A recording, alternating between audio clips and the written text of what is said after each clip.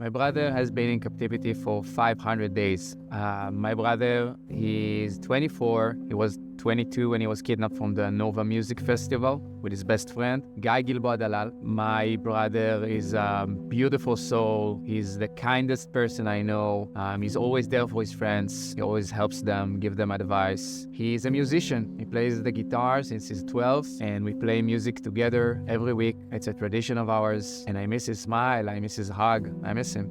My brother was kidnapped before 500 days and is being held hostage ever since. It's not like we're getting constantly updates, but we do know that he's alive. But we don't know much more than that. My brother is actually my best friend. We have 7 years difference between us, but you can't really feel it because we do almost everything together. We share the same hobbies, we see the same movies, we listen to the same music. Guy, my baby brother, he is a brilliant young man, and he taught himself how to write, read, and speak Japanese because his dream is to go see the sakura season. He planned to go to see the sakura season on last April, but he was kidnapped and was unable. He's the kind of guy that has so many friends. He always makes sure that people around him feel comfortable, and if there's something that's really different between me and him is that he's so calm. He's the calmest man I know. He thinks about how to sort everything in peace and in a smart way. He's also a best friend for his younger sister, Gaia. She's 16. She's missed her brother so much. My family,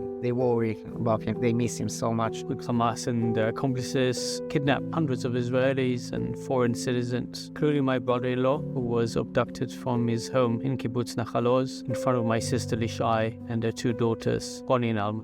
Ronnie will be marking her 4th birthday in July, while Alma will mark her 2nd birthday at the end of March. What my sister hopes that Alma's birthday will include Omri, that they will no longer need to wish to the candles to bring home Omri, and that they'll be able to celebrate it together. We hope that it will happen. We try and manifest it as much as possible, but we also realize the path to the release of all the hostages by March is still very long. What is your message to policymakers and to the people involved in the negotiations right now?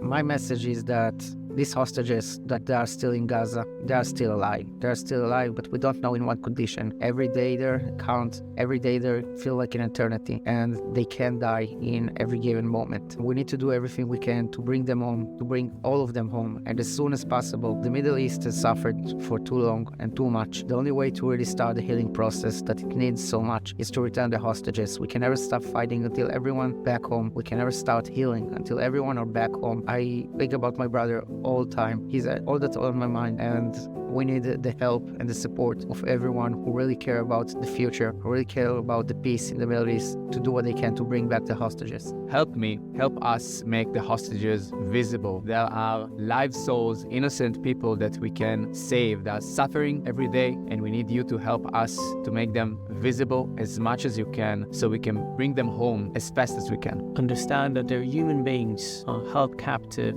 by a terrorist organization. People like Omri, who is a shiatsu therapist, a gardener, devoted father, dedicated husband, a lover of sports, of literature, of nature, a truly remarkable human being with a kind heart and a gentle soul who is waiting for them to be rescued. We all know that there are a lot of security considerations that need to be taken into account, and I leave that to the policymakers. But they need to have in mind people like Omri, so that will motivate them even further to find every avenue to bring home the hostages. Can you tell me about the different things you have on the chain there?